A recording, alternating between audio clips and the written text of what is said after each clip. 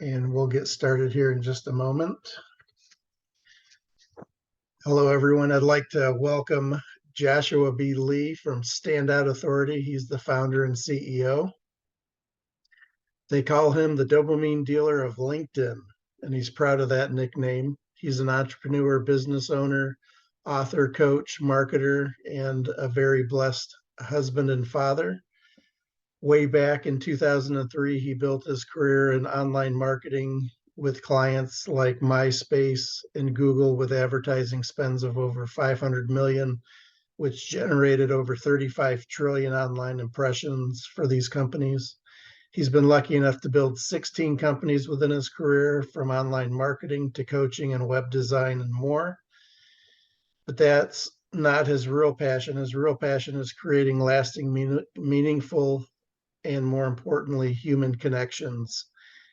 He created Standout Authority so he can work with entrepreneurs like you to help humanize your professional or company brand on LinkedIn using authentic, inspirational engagement with your clients or audience. He thinks it's one of the most important things anyone can do for their business by truly building long-term lasting relationships that flourish.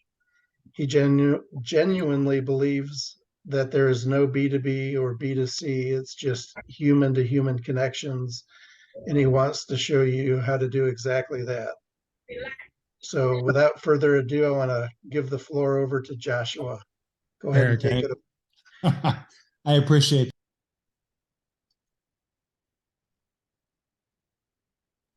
Hold on, I got muted myself. No, I appreciate it, brother. It's great to be here. Great to connect with everyone. As I told you, my assistant sent that over.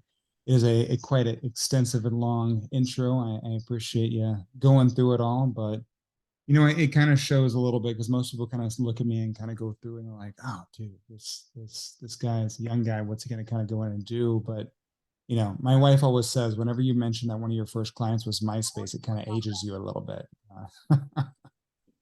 So, you know, with that, I kind of going through, let me jump in. Eric, I'm going to share my screen for everybody and we'll just kind of dive in. But I mean, seriously, y'all, I'm out of Austin, Texas. Really looking forward to being able to connect with y'all today, talk about LinkedIn, talk about a little bit of difference of what we're doing. I think how you can actually really implement some of the strategy into what you're doing as well. And this is open. Like, I'm going to try and be able to watch the chats. I'm going to go through. I told Eric, I packed this full of information. So if you have questions, feel free, drop them in the chat. I'll try and catch them. And then, like I said, this isn't just me, you know, speaking at everyone. So please, interactive. If something you have a question, raise your hand, things like that. I'm really open to it. Yeah, everyone, you can drop in your contact info. So at the end of the meeting, you could download other alignable profiles and connect with one another. We invite that. If I may, Eric, you don't need to do this anymore. Whenever you finish with a LinkedIn, you get everybody's contact information. So this dropping stuff is, you don't need to do it anymore. Everybody has access to everybody that was present. It's a new thing Alignable did a couple of weeks ago, actually, and it works really well. Just so you know. Great. Thank you. There we go. Even easier, right? Love information. Eric, now I gotta ask, I always like to make sure I start off. Can you see the right screen, the big white screen? This is the power of LinkedIn. I've done this entire presentation. All right, for getting thumbs up, because I've done the entire presentation, and afterwards my wife was like, you shared the wrong screen. I was like, yeah, you got the right one. At the beginning. Yep, you got the right one. All right, so yeah, today we're going to talk about the power of LinkedIn, right? How to create influence and drive opportunities. If you notice, I'm not going to sit here and be able to teach you how to be able to get leads, how to spam people, how to be able to annoy everyone. I mean, that's what we get pissed off with LinkedIn already. There's a better way to be able to do it. And throughout my years of working in the online space, I've really learned there's a better way to be able to kind of shift perspective and, you know, really overall build advocates that the byproduct that becomes clients. And LinkedIn is one of those powerful platforms to be able to do that on. You know, today we're going to be going over the algorithm that I care about the most. I think is most powerful that you don't have to continue to learn is the human algorithm.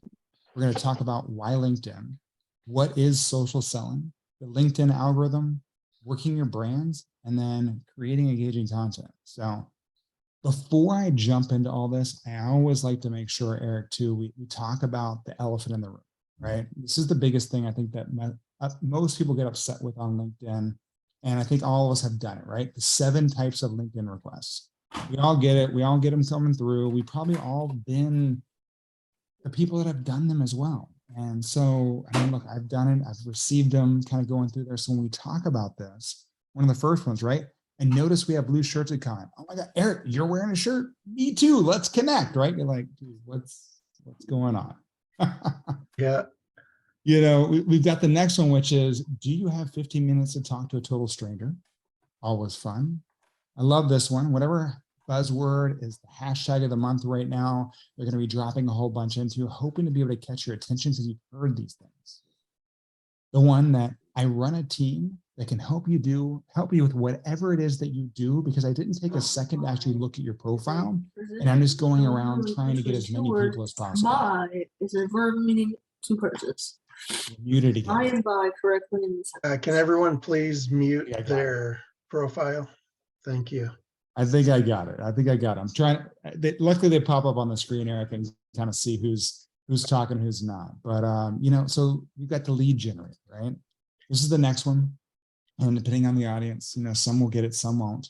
Being able to go through, kind of jump back in. I'm so busy networking, I don't have time to write a note, right? That's the spray and pray. Just trying to be able to go in there and really be able to get as much. I always call this, it's like playing Pokemon online, right? They're trying to collect them all. Dude, this is the real reason why most people are like, I just get spammed all the time. All my LinkedIn feed is junk, because you've just gone through and click, click, click, click, click, accepting all the connection requests kind of going through. And that's you really shouldn't be able to do that. The next one, if you accept, I'll thank you with a nonstop sales pitch. The cool thing about this is what I love is the evolution, right? Before they would pitch you a message, now they scrape your email, they pitch you and the message on LinkedIn, they scrape your email. And now if you've got a phone number on there, they're texting you after as well too. So they didn't spam you the right way the first time. They're going to try a couple more times to be able to see if they can upset someone. So those are the ways that we see. The one that we really want to be able to get everyone from is someone you might actually know, right? This is the real reason we're on LinkedIn, what we want to connect with, and how we create true relationships that create opportunity and being able to move forward. So with that being said, right, I wanted to make sure I shared this. This is the case where I was like, dude, I'm done with Josh. I don't like his hair, whatever it might be, right? Like I got to use the restroom. So if you're going to connect with me, right, I want y'all to be able to go in, and the first thing you want to be able to do is click that more button, right? Not just always hit the connect button. From there, you're going to see a drop down, because I've got follow on first. So you got to hit that more button. You're going to hit the connect button. And right there, what we're going to do is hit that add note, right? This is the best way. I want to be able to get personalized messages. Say, hey, I saw you from the presentation in Eric's group. It was amazing. I like this, or no, I didn't like this, whatever it might be. Please send me this. As we get more and more connections, anyone that's sending me blank connection requests, I'm not connecting with, right? So I want to be able to connect with everyone. I want to build a relationship with everyone here, and I want you to be able to do the same. So always make sure you put a personalized note in every single connection request you send on LinkedIn, so someone has a reference point. If you take nothing else from the presentation, do that, and you will receive more success on LinkedIn than ever before. All right. Make sense? Everyone's good? All right. So let's get into it a little bit, y'all. The human algorithm is one of those algorithms I think that if you pay attention to, it will actually stand the test of time over the other algorithms, right? I could sit here and be able to go in and go, hey, I'm going to teach you the Facebook algorithm, the Instagram algorithm, the Twitter algorithm, whatever it might be. Those are constantly changing and evolving, sometimes every couple of months, sometimes every other day. But the human algorithm is the one that really evolves over time, slowly, right? And so once you actually understand how to be able to connect with another human being, this is what will truly serve you, not only just on LinkedIn, but across every single platform out there. And so, as Eric mentioned before in my introduction, I really believe there is no B2B or B2C, right? Business to consumer or business to business, right? There's only H to H, human to human. Because every company is run by another human being. Most marketers have forgotten that.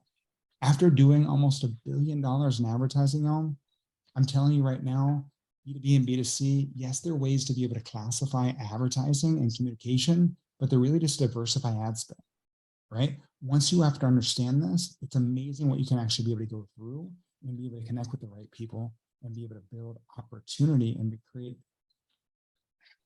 really opportunity with anyone. Because again, it's about not just going in and trying to get a lead, right? This is where people connect and then pitch, right? I want to be able to show y'all today, how do we actually connect with someone, build a relationship, and then create an opportunity through relationship? Because if you don't have that first initial conversation, conversations always lead to relationships, relationships lead to opportunity, and this is where we're trying to be able to go.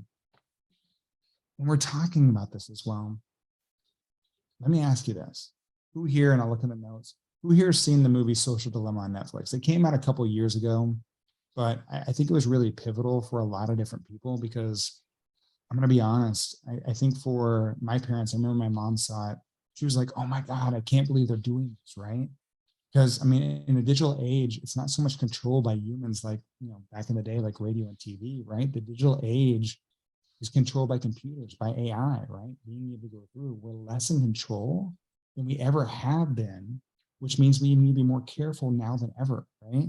And so I love this quote, right? Any sufficient technology is indistinguishable from magic, right? Is magic real? Is it fake? It's our perception. That's the same thing with social media, right? How it's perceived, what we're taking, and especially in today's world where you say the wrong thing and it's you're canceled, you're going through, it's everything. You have to be careful on how you actually communicate and relate to other human beings. So the human condition of being online, from my own perspective of being in the business for over 20 years, running my business currently right now for the last 8, the human condition of being online looks like this, right? We've been conditioned by these social media companies to post, like, comment, share, post, like, comment, share, post, like, comment, share. That's what we're constantly doing. And we just get stuck in these patterns.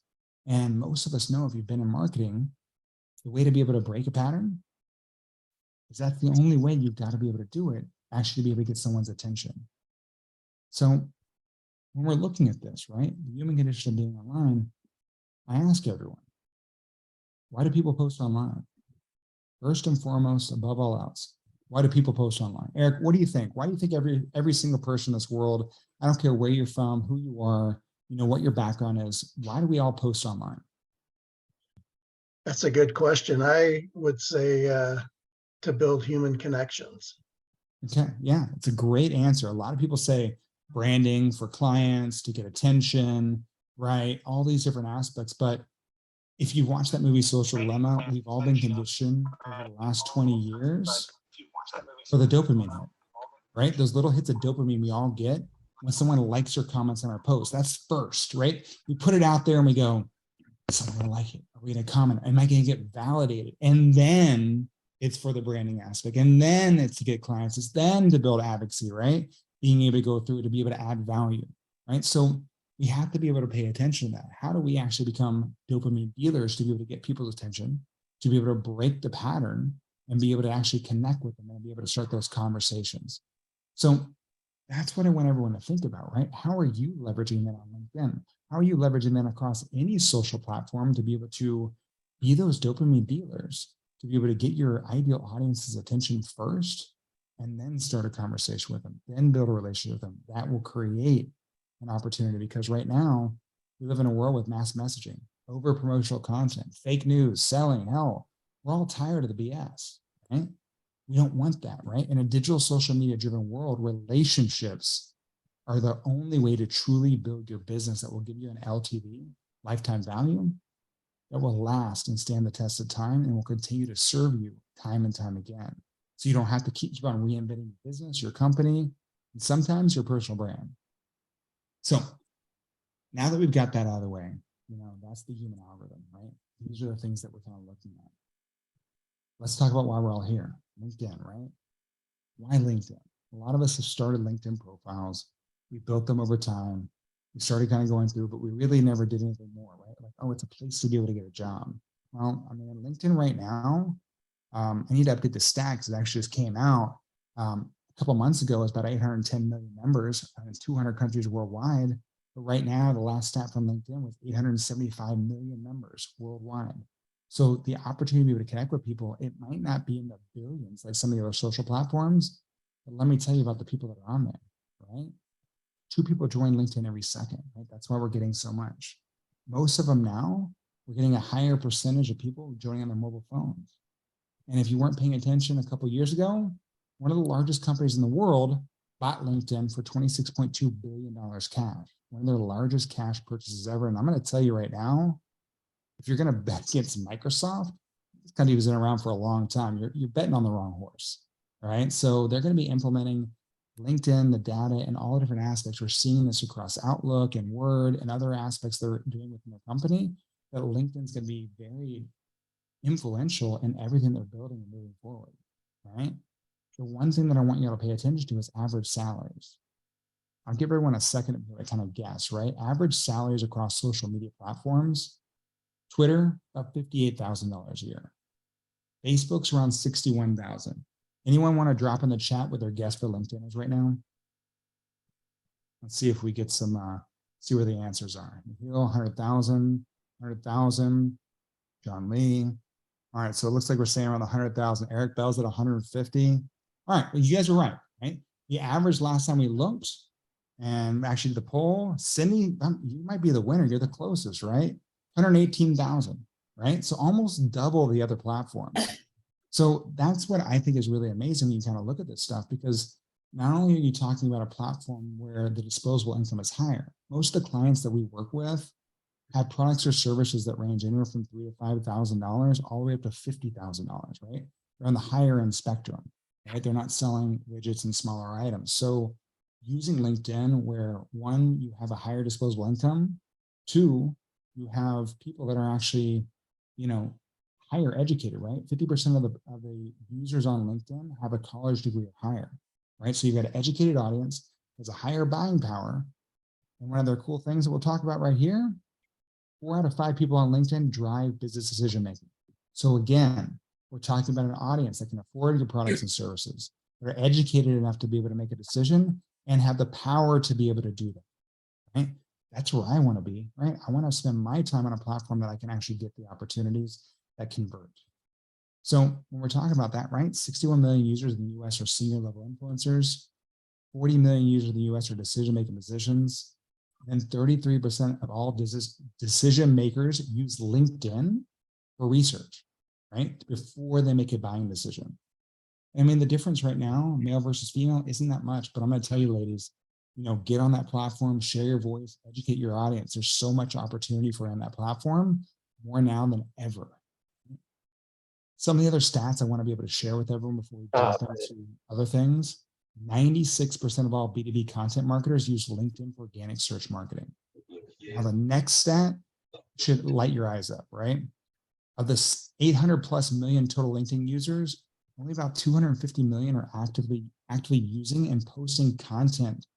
About 3 million right now, right? So 9 billion content impressions weekly, but only 3 million are actually posting weekly, right? So that means that those 3 million have access to 9 billion content impressions.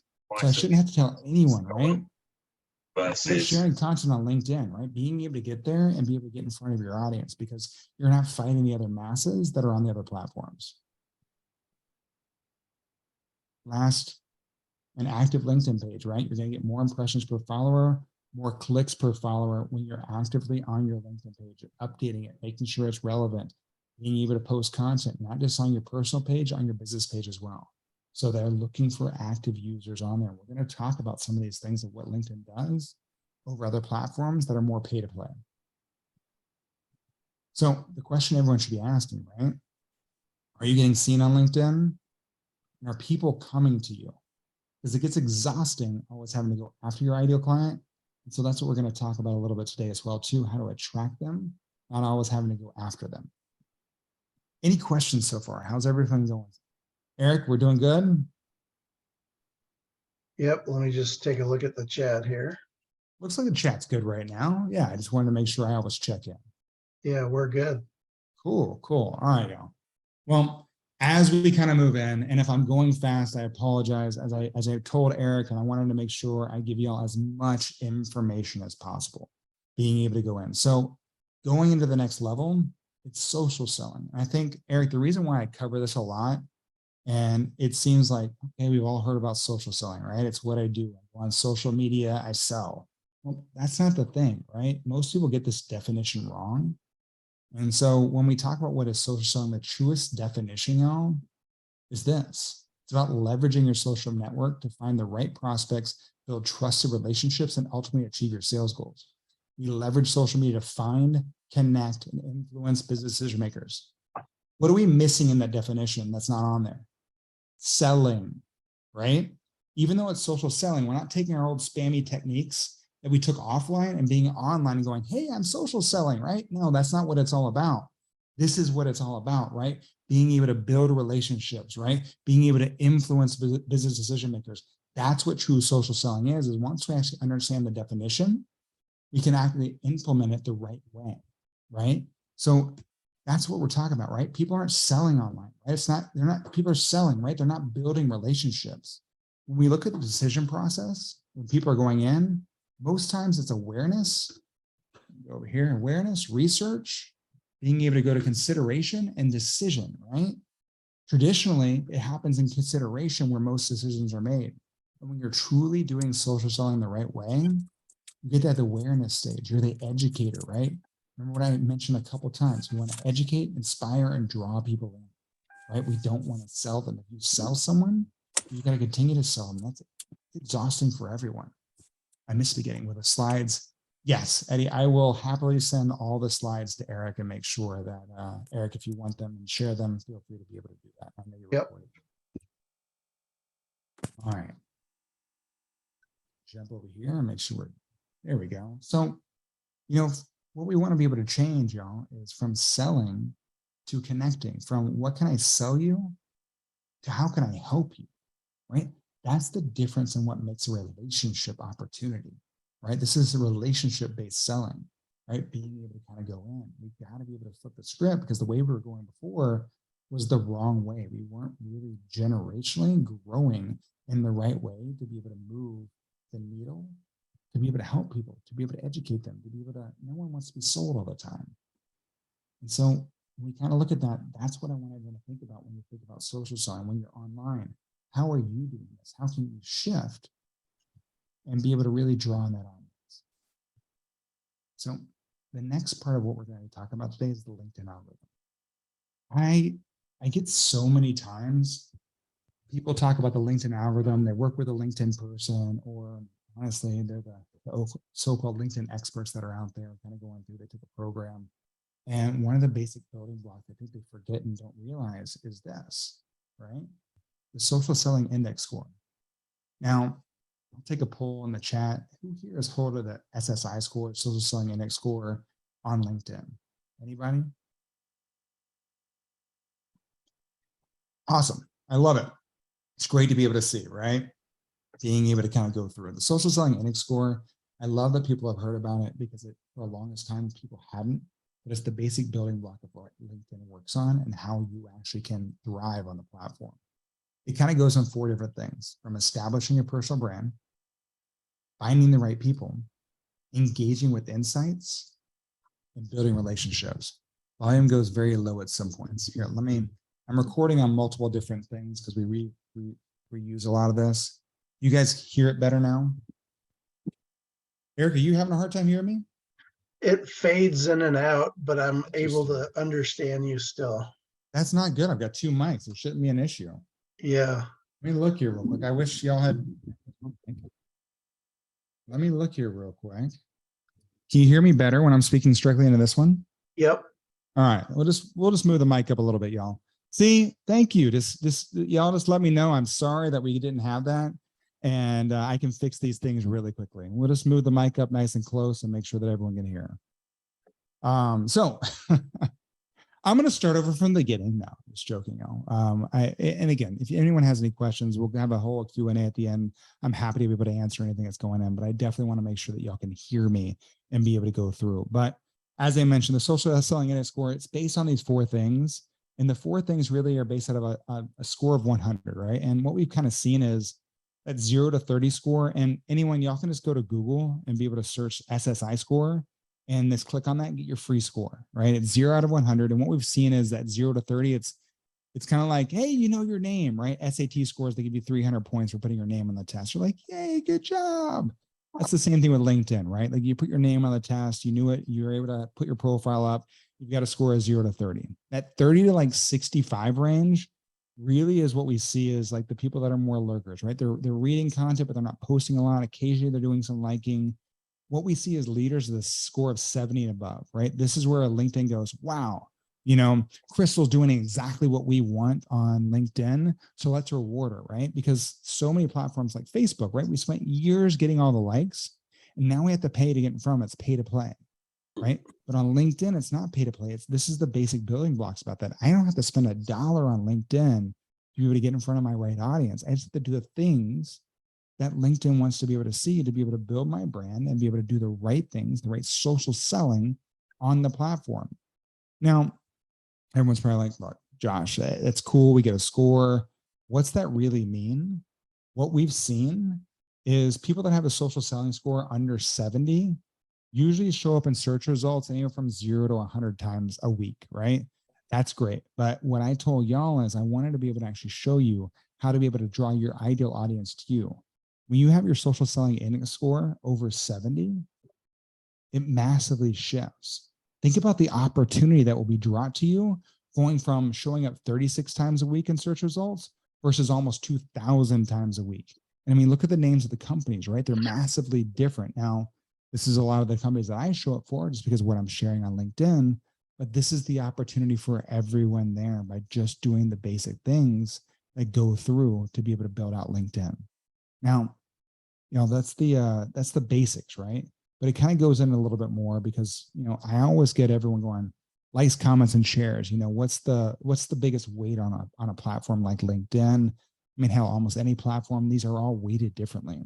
On LinkedIn wants interaction, right? They want interaction with your network.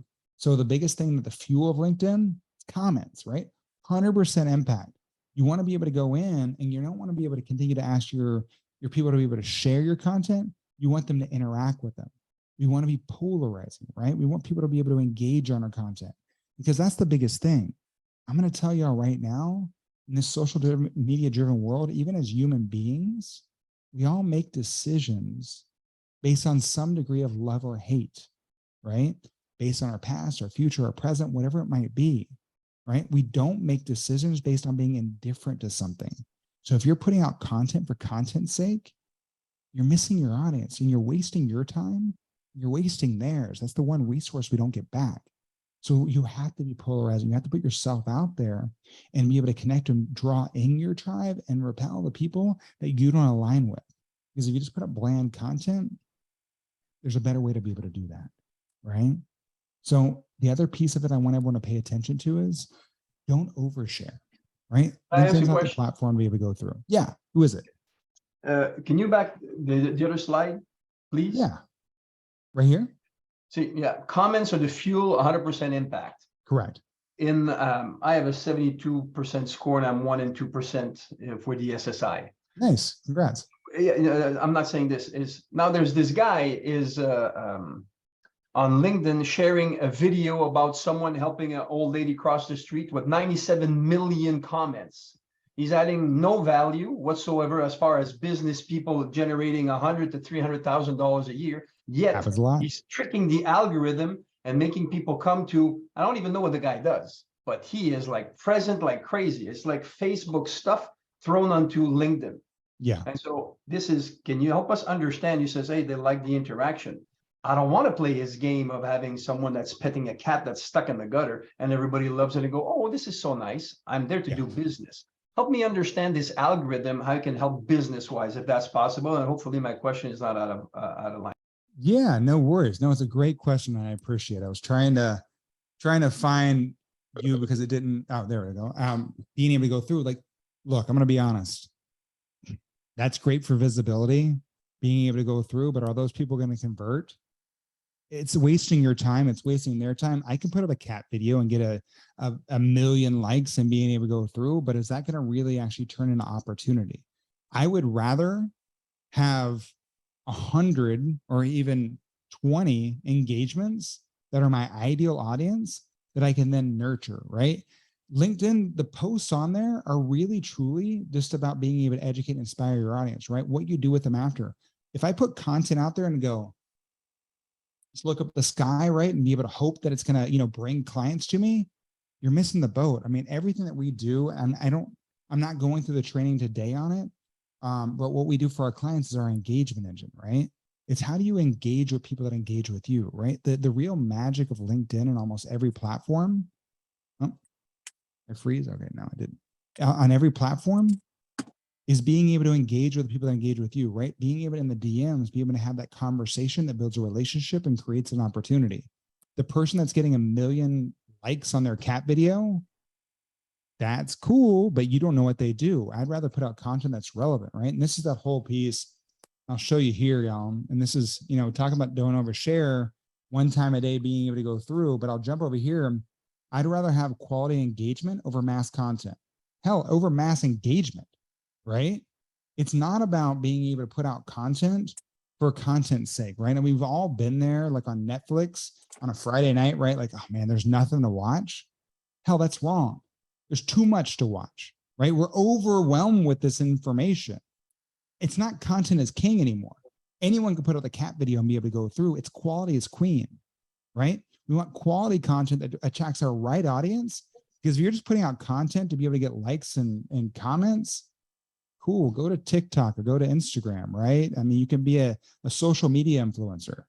I want to make sure that I'm not teaching everyone here how to be a social media influencer. I want you to be a thought leader with influence. Does that make sense? Yeah, that makes sense. The only thing I was saying is that those people trigger the algorithm in their favor, and they're 1% on everything, but 1% of fluff is all what I'm saying. Exactly. So, they're wasting their time. Detriment of people that have less engagement but are making money. Yeah, and that's the whole piece, right? I mean, go ahead and do it, but I mean, like, I wouldn't waste my time. You're never going to see me put out a video that's not adding value each and every time. Great question. Yeah, love it, and that's important for everyone to kind of see. So that scores show up on your profile? It doesn't. It's only for you to be able to see. So there's no score to be able to go, hey, look at me, I've got an SSI score, Claudia, on my profile, right? It's really for you, and LinkedIn sees it internally. And as a side note, is that only on Sales Navigator, or where would you find it? You can pull it up. It is in Sales Navigator specifically, but if you just search SSI score LinkedIn on Google, you'll be able to get your free score. Excellent. Yeah. So just search SSI score on Google. It comes up. I can give you guys a link, but it's just easier to kind of go through. We'll be doing another webinar on those things that you're not going through today to put up relevant content. I'm going to talk about content here a little bit and how to engage. I'm just not Jackie going through our engagement engine. We've got an entire masterclass that we do that we're actually coming out in February, the next one that we're doing here. So that kind of goes into deeper exactly what we do with our clients. But I'll share a lot today. So like same thing, right?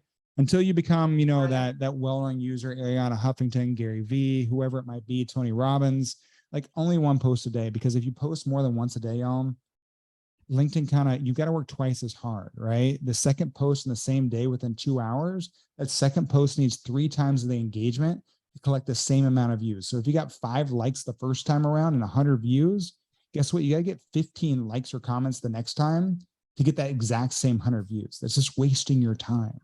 Right. And if you post a third time, yes, sir. Go ahead. When you share more than 1 post, you're sharing, I share Joshua's post or I make a post. Same thing. Doesn't matter. The exact same thing. If you reshare someone's post or you do your own post, it's a post is a post is a post. They used to change recently in the last 6 months. Now a reshare is a post. Yeah. So just once a day being able to go through until you become those household names. And I'm gonna be honest, y'all, I've got a lot of followers, a lot of different people around. I still don't share more than once a day because I'm not that household name that's kind of going through. Or you guys would have shown up going, oh my God, it's Josh, right? So that's what I want everyone to kind of understand. So as I mentioned, quality engagement over mass content. Now, with all these things, if we don't talk about it, and I promise you all, I didn't spell this wrong. This is more that, like kind of, my wife always says, you got to work it, right? Really kind of going through work your brand. And if I teach you all before we get to the next section, how to actually be able to build that content that they were asking, y'all are asking for before, and then you don't have your brand worked out, your profile done, we're building a skyscraper that's falling over as people are viewing it because you didn't take time out to be able to build that foundation before everyone goes in. Because that's where you want to be able to drive people to your profile and allow that to be able to do all the selling for you. So when we talk about working a brand, being able to go through, what is a personal brand? So your personal brand, what most people think about, it's not just what you think about yourself, but what others see in you, right? These both combinations, this is the biggest thing. And I mean, honestly, I talk to my kids about this all the time, right? Even at their age, it's not just how other people see them. How do you see yourself? How are you representing, right? In a digital age where we now have social media profiles starting at 10 years old, you're building your personal brand without even realizing it, everything that you're doing out there. So you really want to be able to take that time to be able to go through and be able to build it out because, and I love this quote from Harrison, from the New York Times bestselling author, right? Your personal brand is much more intentional, right? It's being able to go through, like a personal brand is very subjective. It's about impressions and perceptions. You make your personal brand personally and professionally, right? Being able to go through. So like where your reputation is about credibility, your personal brand is about visibility and the values that you outwardly represent, right? So when I talk about that, your personal brand is you. It's your story. It's your legacy. If you're building on LinkedIn and your entire LinkedIn profile looks like a resume and you're not just looking for a job, you're doing it wrong. You need to be using your story, right? Your career journey, being able to tell a story about where you've been, what you've done, and how you can help them, how you've helped the people that you've went into the past to be able to help the people now, right? That's what I want everyone to be able to go through and do. It should be a story. You need to be a storyteller on this platform. So even if you're looking for a job, it shouldn't be laid out as a resume, right? It needs to be a story about where you've been and what you've done, right? And once you actually start doing that, personal brand creates visibility, right? Especially on LinkedIn. LinkedIn's a people first platform. You can't send out messages as your company, right? Company pages are great, but we're going to get the most visibility, the most opportunity. And that's where relationships are human to human, right? So take time to be able to build that personal brand. And I've got a, forget what slide it is. I've got it here a little bit later. I've got a free PDF for everyone to be able to kind of rock out your profile. So when we get to that, I'll make sure I highlight that. But, really, it's about sharing who you are, what you do, and how you serve others authentically and empathetically, right? This is what personal brand, working your brand really means. All right. Want to look over here, Eric, see if we had any questions. Had a couple of good things kind of coming through, a couple of people checking your scores. All right, cool. Just wanted to make sure if anyone had any questions that we answer that. So as I mentioned, stacking this up, y'all. So I know we've been going for 45 minutes almost already. So I'm going to wrap it up with some creating content, and then we're going to talk about the SEO power of LinkedIn. So when you're creating content, I really believe in the 10-20-70 rule of content. Anyone heard of this rule? I know everyone hears about the 80-20, but I think the 10-20-70 is one of those ones that I think a lot of people miss. Eric, you ever heard of the 10-20-70? No. All right. Well, I think this is really going to be interesting for a lot of people because it shifts the way that you actually create content. So let's break it down like this, right? 10% of your content needs to be personal, right? Remember what I said, human beings buy from other human beings. They don't buy from brands, especially now more than ever post-COVID, right? This is what people are looking to be able to do. It's kind of going through, I guess the best way to be able to say it, I call it my door to the couch mentality, right? If I walked up to your door, Eric, and I was like, hey, Eric, I'm Joshua Lee. I'm here to be able to sell you this pen. By the time they even have half that out of my mouth, you're already closing the door. No, thank you. I'm goodbye. I'm okay. Yeah. But dude, if you and I are sitting on a couch hanging out because we have some kind of personal connection, right? That's put me on your couch. All I have to do is say, Eric, I got this new pen. You're going to probably take it from me and go, dude, what's up with this? Why do you like it? Why are you showing me this? Right? You're asking me why, because that's what we have to be able to do. So 10% of your content needs to be personal. Now, it doesn't need to be like on Facebook, right? You don't need to know when my kids are going to school. First day of school, yay, right? Now, on LinkedIn, you should at least know that I have kids, right? Relatable, commonalities. As people, just like in this group here, we relate and combine with people that we have commonalities with. And so that's where that 10% personal comes in. How can you actually share that and create your content that allows you and human stand out? 20% of your content needs to be around your company. But this is where people get it wrong, right? We see it all the time. Hey, I'm going to teach you how to be able to make 7 figures, or I can show you how to be able to lose 50 pounds, right? Or look at me and what I can do for you. None of us care about the people that can. Let me show me how you've helped someone else, right? Use storytelling. If you've helped someone make 7 figures, show me that person and tell me the story of how you helped them, right? So I can be relatable, so I can connect with the story, right? We don't want to be going on there talking about how I can help someone. We want to show you how I've helped someone, past tense, right? When we don't want to be that person in the room, right? We've all been to the events. We've gone through, like, oh, dude, there's that Josh dude. He never shuts up about LinkedIn. Oh, I've got to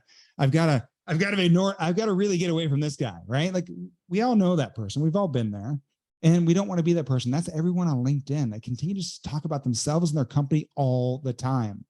Don't be that person on LinkedIn. So 20% of your content should be around your company using storytelling. Now, the biggest part of your content, and what I said in the beginning, educate and inspire people, draw them in. 70% of your content needs to be value driven in your industry experience. Think about Yahoo back in the day, right? It was that one website that aggregated all the content we wanted to see on one site, right? And that's what we want to be. We want to become a destination site on LinkedIn. If you're going through and being able to go through and sharing the knowledge that you've garnished over the years, that you continue to be able to gain, let's say from a webinar like this, and you share it with your audience, even if it's not your content, if you educate them enough to realize they have a problem, guess who they're going to go to for the solution? The person that shared the content to them. So that's what we want to be able to do. And it makes it so much easier to be able to do, because each and every one of you are brilliant at what you do, or you wouldn't be on this webinar in the first place. So be able to share that, right? Be able to educate that audience.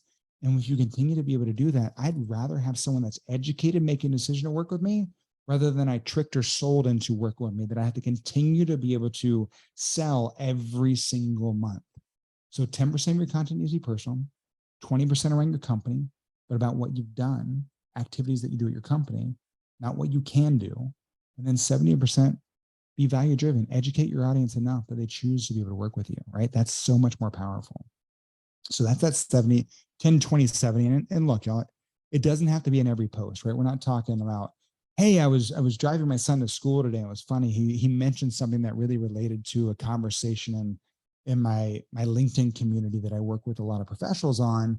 And it really brought back this article that I read in Forbes, right? And here, boom, let me share the article that I got this information. So I mentioned I had a kid.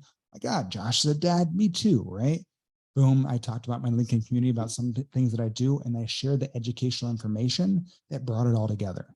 Now you can do something like that, or honestly, you can break it up throughout the week, being able to allow your audience to be able to go through, but you want to have content pillars as well too, right? For us, with our clients, we always stay in 3 content pillars. So for the most part, like me, I talk about entrepreneurship, I talk about LinkedIn, and then a lot of times now we talk about Web3, because we've got a creator coin, and we're doing a lot in that space in Web3. So let's see here. What if your day job, so to speak, is the vehicle you are using to fuel your passion? Is it too much information? I'm a realtor. However, I am working on creating a 501(c)(3). Yes, I do fundraising events at least twice a year, and I spend my event. No, share about it, but share about how you've helped other people, right? Don't talk about, as a realtor, being able to go through the houses you have coming up for sale. Talk about the families. We are emotional beings. As human beings, we make decisions emotionally, right? Remember I said, we make decisions based on some degree of love or hate. So, Chris, if you can go through and talk about the families or the people that you've helped as a realtor, being able to go through, that's so much more powerful, right? People will want to work with you because they want to connect with you, right? Same thing with the 501(c)(3), being able to go through. The right people are going to be able to go, oh, wow, I can't believe she's doing this. I want to be able to connect. I align with that. We want to be polarizing enough that we push away the people that don't align with us. Look, put out the content. You're going to have haters. It's going to happen. We live in a social media driven world. People kind of go through. And if you can't drink that so-called haterade and be able to move through, because the more haters you have, guess what? The more advocates you're going to have to be able to stand up for you, because you're speaking the truth about what you believe in, going through and adding value to this world. Now, don't spread misinformation and this craziness as we see sometimes in the politics right now, but go through. Is there an optimal length for posts? Personally, I find very long posts a bit tedious. Yeah, Joanne, they are getting, I'll get to in a little bit. It's about 1,200 characters. And I'll cover that here in a second. So I get on side tangents, y'all. I got ADHD. I get excited about certain topics and I'll start jumping around. But, content checklist, storytelling, right? Authentic with a human element, trust. LinkedIn's one of the most trusted platforms out there. Accurate content, quality over quantity. Always add value, right? Communicate your why, thought leadership, industry insights. And then product promotion, as I mentioned, don't sell. Use stories to add value. Hashtags, I got to mention it because if we don't, you're going to miss out, right? Hashtags do influence the algorithm more than ever, right? Without a hashtag, you're getting 50% less impact. And I'm going to be honest, like right now, these days, the magic number, they made a song about it years ago. 3 is the magic number, right? Being able to use a hashtag that's relevant to your content, being driven in. LinkedIn is not Instagram. Do not hashtag stuff, right? Just being able to go like for like and this and that and all these other things. You will get dinged if you use too many hashtags. More than 6 will actually ding your algorithm and actually show less visibility going through. So think about that. And if we're not going through it today, but if you have creator mode on, you want to use 1 or 2 of the hashtags that from your creator mode profile. So go through that, think about that, and then we'll round it out here, Eric, and then I'll talk about LinkedIn and SEO because I think most people don't understand this aspect. And then I'm here as long as, until I gotta go pick up my kids for school at 2:30 Central Time. I'm here to be able to answer some questions. So let me round it out with here, and then brother, if you have any questions or anyone else, man, I'm here to be able to answer them. Okay. Sounds good. All right. So LinkedIn and SEO, the Moz score, the Moz is exactly how SEO is ranked on Google, being able to go through. It's a score of 0 to 100. The cool thing is LinkedIn has a perfect 100, right? Well, I think it actually just changed to 98, but it's pretty means Google loves them, right? If you're not familiar, like I said, it's how they actually, website goes and gets ranked on search engines and being able to go through. What that means for you is every article, every post that's published on LinkedIn, you're also getting indexed on Google. That's huge, right? Being able to go in there, it's a double whammy. Not only you're getting search results found on LinkedIn, but now we're getting on one of the most powerful engines out there, Google, right? I guarantee if you start posting more content, you rock your profile, things of this nature. When you search for you or someone search for you, one of the top 5 results will always be something from LinkedIn. We've worked with clients to be able to actually publish an article on LinkedIn and actually get it as a Google Spotlight in less than 7 days at the top of the listings. This is the opportunity, right? Being able to go through.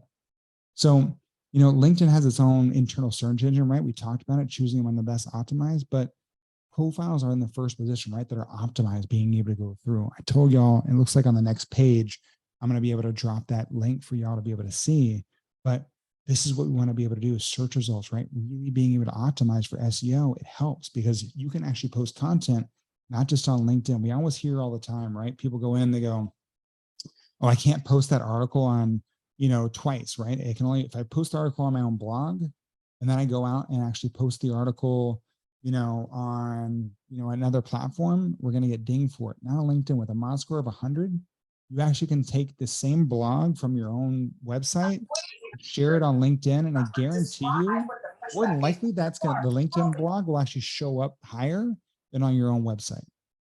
And same thing, right? How to optimize for SEO, Rockstar LinkedIn profile. I have a deeper dive. If you guys see that link at the bottom, you guys can go there and get the PDF to rock your profile. But you want to make sure your job title and responsibilities, your profile headline, your about section, right? Public page URL, photo profile, banner image, all this information needs to go in. One of the things that we talk about too, most people go through and their title on their LinkedIn page is CEO of, or director of, or sales rep at, right? And that's cool. That's already on LinkedIn. I believe it has to be customer facing forward. So we kind of go through and we talk about this, the XYZ statement. I help X to achieve Y so they can have Z. I help X identifies your ideal audience so the right people know who you help, right? To do Y, this is the service you provide. This is the biggest issue I see most people miss out on in sales across the board in marketing, right? They try and sell on the service. No one cares how you make the whatever, right? Whatever it is, they don't care how you do it. All they care about is the result factor. I help X to achieve Y so they can have Z. This is the most important part. Again, we make decisions emotionally. What is that thing that your service does? Not like me, I'm going to go, hey, I actually take over your LinkedIn so you can have a better LinkedIn profile. Great, no one cares. What's the emotional factor? So you can actually stay off LinkedIn and be able to have a an amazing amount of clients that are coming to you rather than you going to them, to be able to build an audience of advocates, because advocates are so much more powerful than clients, right? Being able to do these things, what's that outcome? So I help X to achieve Y so they can have Z is an amazing way to be able to put a headline, because you're just wasting space if you're just putting your business title on there, whatever you have. Last but not least, we'll kind of go through these last pieces, Eric. We talked about content, right?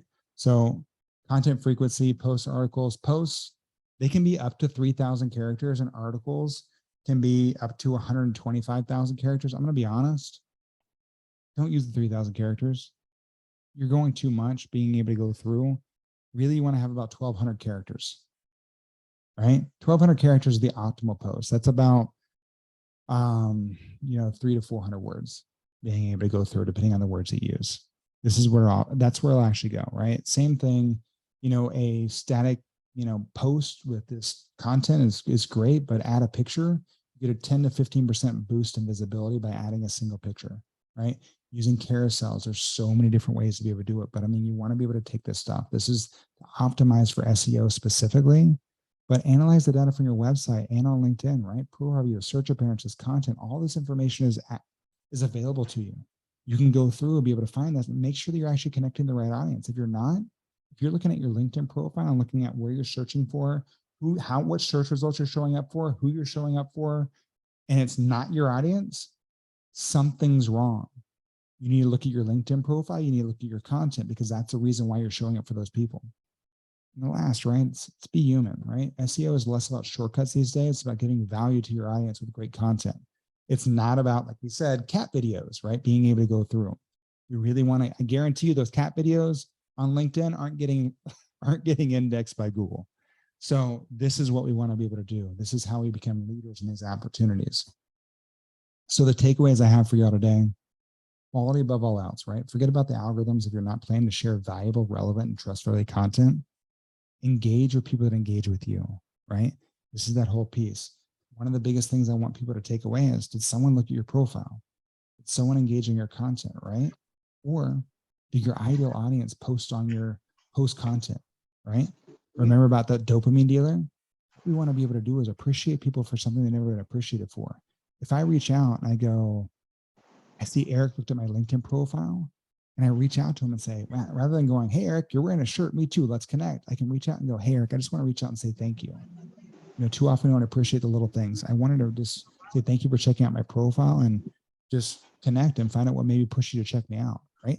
See, that's more human. Hey, Eric, I want to reach out and say thank you for liking my recent post. Wow, it really means a lot to me. I'd love to be able to connect with you and find out what pushed you to engage in my content. What we're trying to be able to do is be able to build conversations that create relationships that open up opportunities. You want to be able to, build your personal brand. That's how you stand out. 10, 20, 70 rule. And last but not least, y'all, LinkedIn's an SEO secret weapon. You don't have to pay the $10,000 to $15,000 a month to be able to SEO your sites if you're using it the right way. So that's the thing, y'all. We are in a human revolution. Let's stand out together. All right. Eric, hopefully that added some value. I told you I'd be right under that hour mark. So, I think we did well. Yeah, good job. Thank you so much. Outstanding presentation. We appreciate you, and thank you for taking the time. Sorry about the audio right at the beginning. I wish I had known sooner. I would have just stepped right up to the mic. Yeah, I wasn't sure if it was me or the audio. I've learned, right? Remember what I said earlier? My wife didn't tell me about, being on the wrong screen. Yeah. Better tell me I got a booger on my face. I'd much rather know than walk around with it too long. Yeah. Is there any questions out there that anyone has? Feel free to raise your hand and we'll call on you. Looks like we're getting some awesome information. All right. Well, anybody? The good thing, Eric, is if no one has any questions, I mean, I provided a lot of information for everyone to think about. Oh, okay. Yeah, go ahead. Is it Nikhil? Nikhil, yeah. Oh, awesome. So, all right. Firstly, thank you. Awesome presentation. Thank you, sir. So my question was around connections. I get like 5 to 10 people requesting to connect with me each day. You kind of covered that earlier. Yeah. I mean, I have a rule that unless I know you, I don't connect with you, because I feel like unless we're known quantities, there's no value to either of us. But does the algorithm look at how many connections you have, and how does that become part of the score? It doesn't really, because again, if you're not building relationships, like if I went back to that SSI score, it's about building relationships, right? If you connect with someone and you never actually have another interaction, it's not adding to your SSI score and your visibility. So, and that's that whole piece, right? We're not just trying to collect everyone to be able to go through and build connections. So that just creates a lot more spam. I mean, these days, I mean, look, a lot of us did it for many years. It's better to go through. If someone sends me a blank connection request, I'll probably look at their profile, right? And see if I think there's a real value to be able to connect. And I might send them a message before I connect. Hey, thank you so much, Nikhil, for sending me a message, man. I'd love to be able to find out what will push you to connect with me, right? Because you can message them back and forth to be able to go in. Now, I'm going to tell you the same thing. If I do connect with someone, they pitch me right away, automatic delete. I'm out. You know, even if we've been connected for a long time, if someone cold pitches me, I don't have time for that, right? I want them to be able to go through. I mean, the things that I do and that we teach at Standard Authority is all about, I'm going to be 100% real with you. It's just the things that my mom taught me how to be able to treat other human beings. We're just doing it online, right? We're treating other people like real human beings. And when you do that, even if you're actually taking them through a process, I mean, we go through and after we connect with someone, right? We start with that level of appreciation. Hey, I never send cold outreach, right? They had to have done some type of action, right? They looked at my profile, they engaged on my content, or my ideal client posted on LinkedIn, right? And so we reach out. Hey, I just want to reach out and say thank you for X, Y, or Z, right? We wait for them to connect. Once they connect, this is where everyone messes up, right? They go through and they immediately pitch, right? And there's a lot of people out there like, well, if you don't pitch, you don't go through, you're missing opportunities. That's great. It's not me. We've seen a lot of success not doing that on a higher level. I'm not trying to sell 1 million widgets at $1 a piece. I'd rather sell 10 at 100,000 to make my million, right? Being able to go through, and that's relationship building. So we connect with someone. One of the first things that we do as we kind of go through, man, is my mom always taught me when I meet someone new, give them a compliment, right? So on LinkedIn, a compliment that we've seen is giving an endorsement, right? Being able to go through. So let's say you and I connected. I appreciated you engaging on my content. We connected. I saw that. I'd reach out and give you an endorsement, let's say for marketing, right? LinkedIn goes, hey, Josh just endorsed you for marketing. Do you want to say thank you? Well, if you hit that button and say thank you, that shifts the conversation. You're reaching out to me. Say, hey, thanks, Josh, for endorsing me for marketing. I can now respond back and continue the conversation that you're starting with me now, right? I can then ask a qualifying question to understand who you are, what you do, and then I can provide value based off of that, right? And it's a much more human interaction where you're actually building a relationship and having multiple touch points. Does that help? I know I expanded past do we connect with everyone? But as y'all see, I love what I do and I love to share it. No, I'm with you. And I never connect with anyone unless I, have some interaction. So that's good to know. Thank you. Awesome, man. Hopefully, yeah, if you need anything else, feel free to reach out. David, I see you up next, my friend.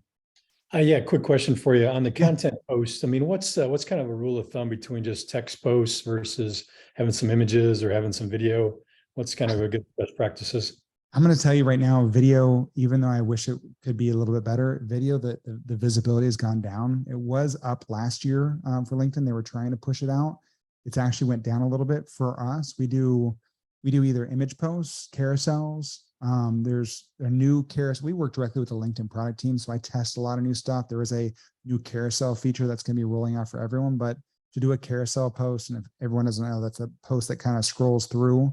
The cool thing to be able to do that now is you just upload your images as a PDF, and then that way it actually creates that carousel post, and it's amazing. So when you're doing that, minimum you want to look at is probably around 3 posts a week. And I mean, like, shift it up, right? Do 1 post that's an image, 1 that's a carousel, and then, another one that you can kind of go through, right? Is it a comment post? It can be a text post.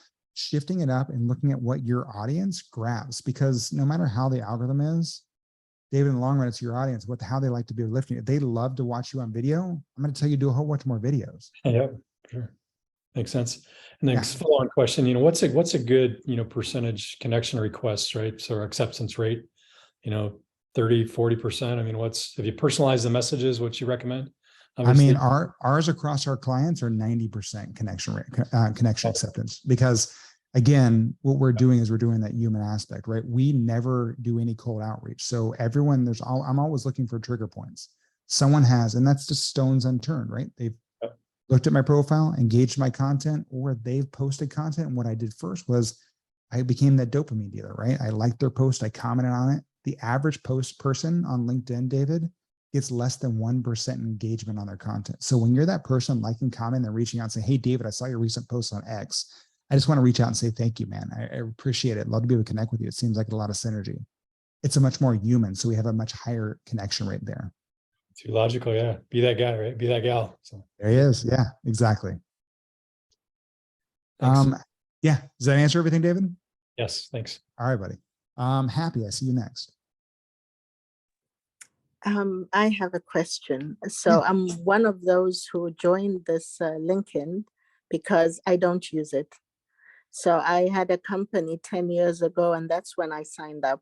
And so now that I'm on Alignable, people are actually checking me out, but they find that old profile. So now my question is, since now I'm doing something else and something, how many profiles can one have on this LinkedIn? I only have one profile. You get in trouble for having too many. Just go through and either you can request to delete the old one or just update it, right? Being able to go through. People kind of go through like, well, I have 5 different companies. Guess what though? There's a common denominator between all those companies. It's you, right? And that's the biggest thing, right? So like you can have multiple company pages, you can have different things like that, but always have that one personal page that highlights all the different things of who you are, what you do. And when you tell your story, it works really well. So you can put up your different companies on that one profile. 100%. Yeah. You go through there and make sure create company pages as well too, because we don't want to blank. You'll see if someone puts the company, and they don't have a company page up associated with it. You'll have like these 2 squares. And that just shows me too that, you know, it gives me less confidence that they've been in business for a while. So you always want to make sure you create a company page attached to whatever company you're talking about and putting on your profile, your timeline. Okay, thank you so much. And it was very informative material. Awesome. Thank you so much, Happy. I appreciate you. Perry, I see you up next. Thanks, Joshua. Appreciate the presentation. Yeah. Any third-party tools that you can recommend for LinkedIn? All right. So here's a cool thing that's kind of going up, y'all. First and foremost, third-party tools. If you're talking about any automation, don't do it. If you get caught using automation on LinkedIn, they will boot your account. You will not get it back. So like any of the auto likes, the auto reach out, all that other stuff, but third-party tools like posting, yes, we recently, LinkedIn has built a couple different partnerships like with Hootsuite and a couple others that you can do to be able to help make sure that your posts get out on time. So prior to this year, third-party tools that if you use for posting actually got less visibility on your content. Now we're not seeing the ding anymore, Perry. So if you're talking about posting your content, yeah, there's a lot of great third-party tools. You can message me. I'm happy to share you a list. But at the same time, I will tell everyone, don't use any of these bots that are out there, because if you get caught using it on LinkedIn, they, unlike all other platforms, even the auto messaging bots, they will kill your account. You will never get it back. Thank you. No worries. Stacy, I see you next. Yes, thank you. I noticed recently that Facebook added the groups feature, kind of like you have on Facebook.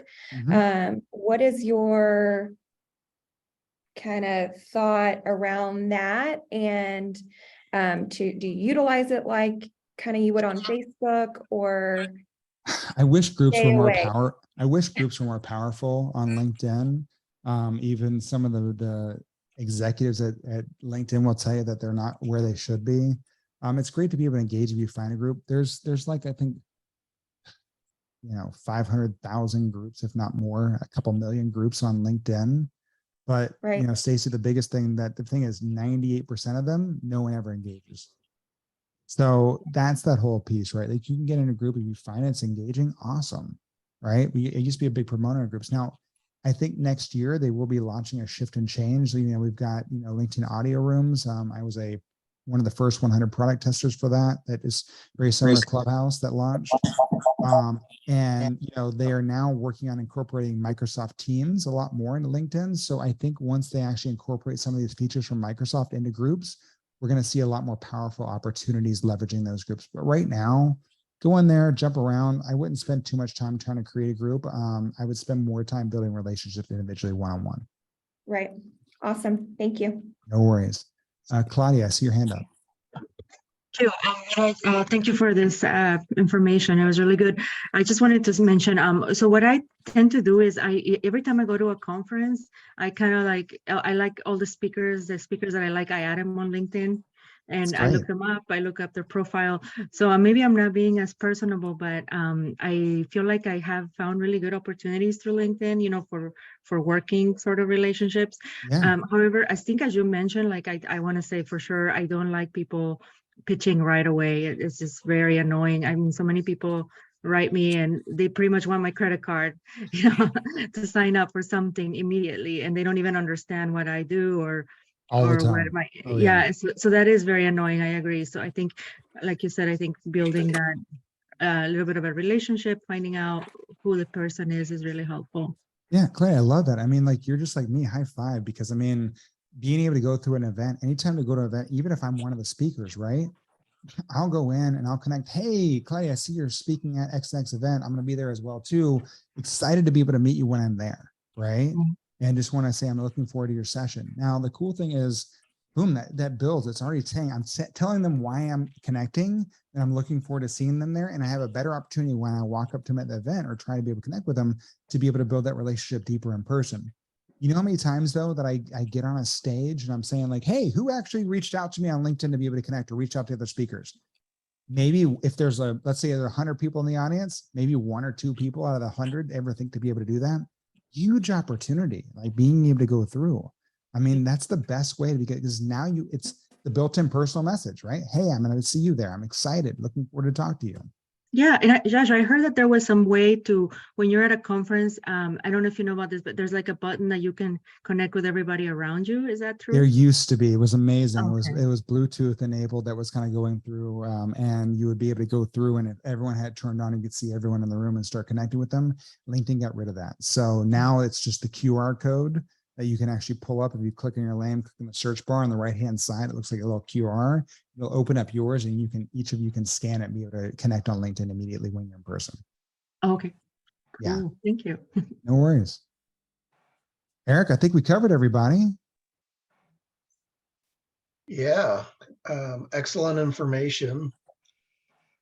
If anyone wants to reach out to you, can you pop in your link again? I saw that Yeah, it of was. course. Here, I'll put it up on the screen. You know, feel free, you know, connect with me anywhere. It's just, you know, look for me on LinkedIn at Joshua B. Lee. And I mean, or the Joshua B. Lee on almost all the other platforms. And I mean, seriously, I love to be able to connect, love to be able to relationships. And, you know, I'm here to be able to, you know, continue to be able to help the right people. I mean, for me, it's anyone, Eric, you and I talked about this before. If someone's adding value to this world, not just trying to monetize it, I'm here to be able to help them out. That's the only way that I'm going to be able to make this world a better place, not only for my kids, but for everyone. So we've got to be able to work together, and the only way up is together. So I appreciate you, my friend. Yeah, true that. Really appreciate the time. I'll hang out for a little bit if anyone has questions, but other than that, I'm going to hit the stop button on the recording, and I will get the recording out into the All Things Digital group, and you'll be able to play it back probably within the next hour or two. Love it. All right, Eric. Well, thank y'all. I appreciate everyone for having me today, and I look forward to connecting on with everyone else. I got to go get my kids, so I'll talk to y'all soon. Bye, y'all. Thanks again, Joshua. Bye.